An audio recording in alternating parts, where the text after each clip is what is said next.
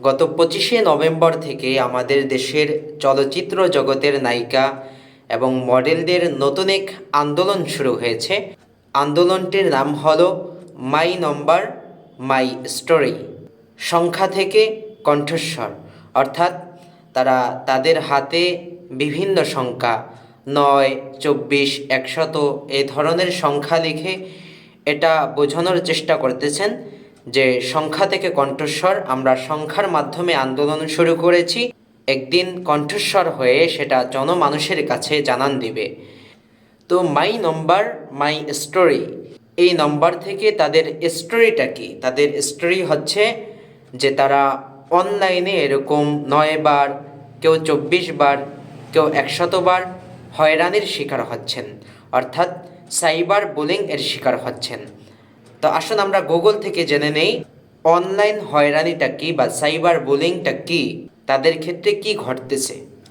Cyber bullying হলো electronic ডিভাইসের মাধ্যমে কাউকে হয়রানি বা ভয় দেখানো, যেমন কারো ফেসবুক বা ইমেল অ্যাকাউন্ট হ্যাক করা, একটি ভুয়া প্রোফাইল তৈরি করে আপত্তিকর ছবি বা ভিডিও শেয়ার করা, অন্যকে ফাঁসানোর জন্য কারো ছবি বা তথ্য বিকৃত করে প্রচার করা, ছদ্মবেশ ধারণ করে সম্পর্কে জড়িয়ে পড়ে ব্ল্যাকমেইল করা বা প্রতারণা করা, হুমকি দিয়ে টাকা আদায় করা বা অন্য কোনো সুবিধা আদায় করা, কাউকে অনবরত অনুসরণ করা বা বিরক্ত করা, অবাঞ্ছিত বার্তা বা বিজ্ঞাপন পাঠানো, এই হচ্ছে অনলাইন হয়রানির অংশ।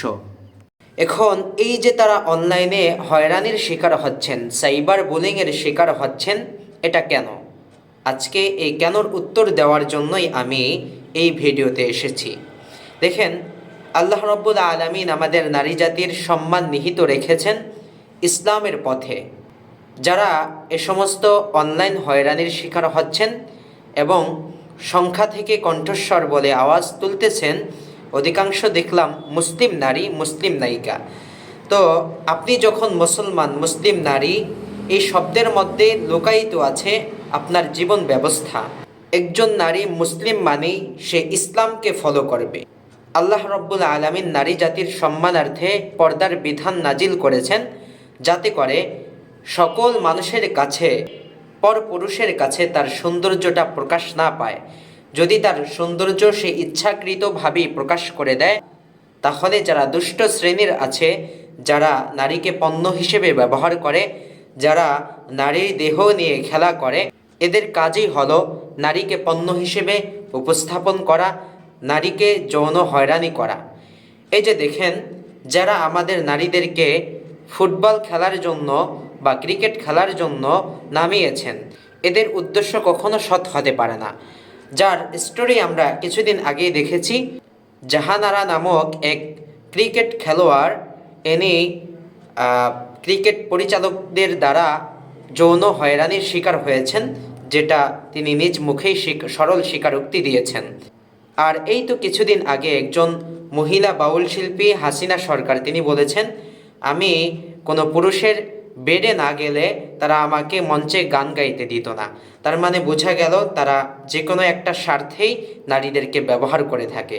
তো নারীরা যেন এই সমাজে পণ্য হিসেবে ব্যবহৃত না হয়, এজন্যই রব্বুল আলামিন তাদের সম্মান টিকিয়ে রেখেছেন ইসলামের সুন্দর একটি ফরজ বিধান পর্দার মাঝে।